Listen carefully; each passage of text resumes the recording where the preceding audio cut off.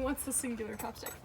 No, there's like a bunch of them in that. Yes, those are in that basket. homemade Okay, I'll do it. sushi made by the crew here.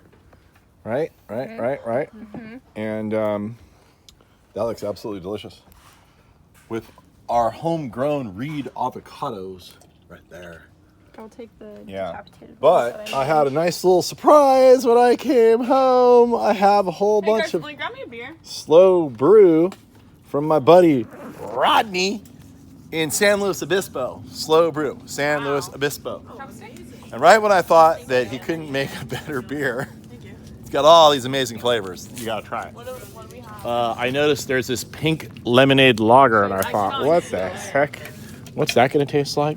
I'm not totally into sweet beers, No, it does actually. but This is- I'm noticing that my It's wife fine. suddenly was drinking this. And do you have any comments about You want some of these? this? Thank you for sending me this This one. is the This one is that the I made, best. Lily. And you put ice in it. I'm not sure if that's kosher. Those I are know, so but cute. That's how I roll. It's just avocado. Okay, well, it was so good that I'm gonna have a glass myself. But I highly recommend going to Slow Brew. And now there's so many that I recommend that it's gonna be kind of confusing. But it's a citrus lager, and I highly recommend the blood orange michelada, and also my kids like the tropical. The kids that are 21 and older, Let's see how my chopstick and skills are going. the missus likes the pink lemonade. And what else do you Should I like? try the mystery sauce? You have another one. The You like Cali this one? one? The Cali Squeeze. Yes. Yeah, that's another citrus one. So anyway, and then I highly recommend everybody come to Golden Gate Palms and buy avocado trees so they too can make their own Incredible. sushi with enormous amounts of avocado that you could never afford to buy in a store or a sushi restaurant. Where's the Japanese multi-purpose? Okay, I promise this is not another commercial for my buddy Rodney's Brewery, even though he deserves it because his beer is awesome.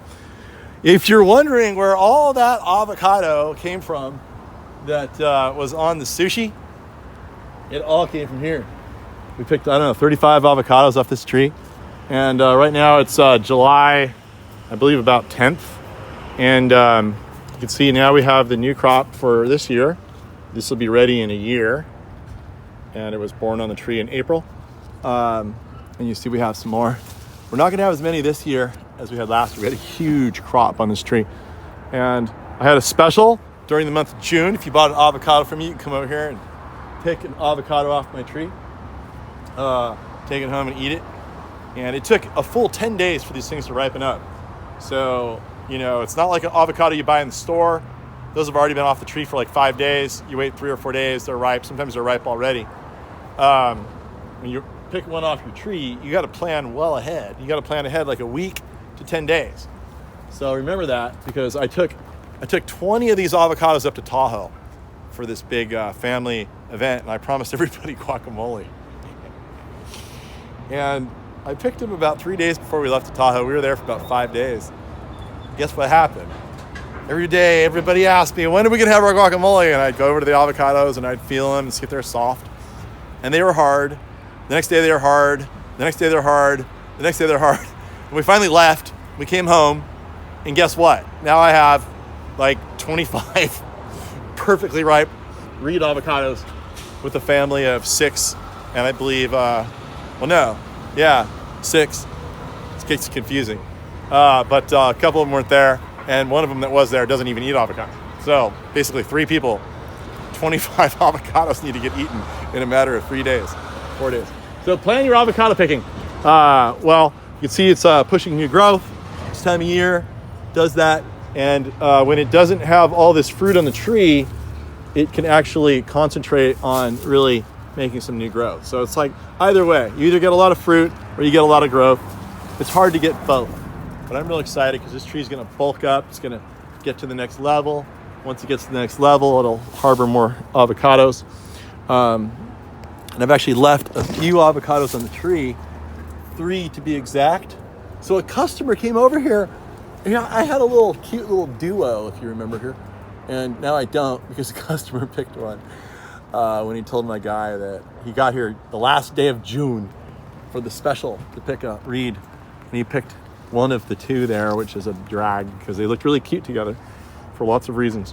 But anyway, We're gonna have some next year. It's not gonna have as many, probably about 20 of them or so.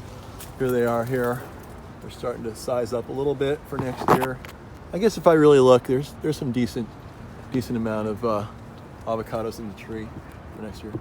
But anyway, so some of these trees that overlap in seasonality with last year's avocados and this year's avocados, sometimes they get so big. They get so big that you don't know which ones to pick. And the way you can tell is, this is especially true of like little Cado and some of these more tropical ones. See how dull that is? It's kind of a dull color. It's dull. It's kind of dull. If they're super shiny, that means it's this year's crop. If they're dull, that means it's last year's crop. The dull ones are the ones you want to eat, and not to be confused with the brand new ones. And the brand new ones will have a lighter color. Of course, now you can tell because they're so small. But sometimes you'll have avocados on a tree. I want to see how long these will sit, because these might sit for another 6 months. And if they do that, there might be some on the tree that are as big as this guy here from this year's crop, this year's pollinated crop versus last year's pollinated crop, which this one here is of. Does that make sense? Anyway, so when they're similar in size, you really need to figure out which ones are this year's and last year's, because obviously you want to eat last year's because those are going to be ripe. But anyway, first time I ever had homemade sushi. My daughter made it with her friends, and both daughters, and it was really good. And I haven't had any food all day. And right now, guess what I get to do? Go home after I deliver this giant load of trees right here, and I'm going to eat just a prodigious amount of leftover sushi. And if they already ate that, then I'm going to make a huge turkey sandwich. But the reason it's going to be huge is not because of the sandwich or the bread. It's going to be because of the copious amounts of reed avocado that I'm going to put on it. So there you go. Come on down and get on the avocado train, and we'll sell you some trees, and you'll be living the dream. Look at this. Someone's going to live the dream.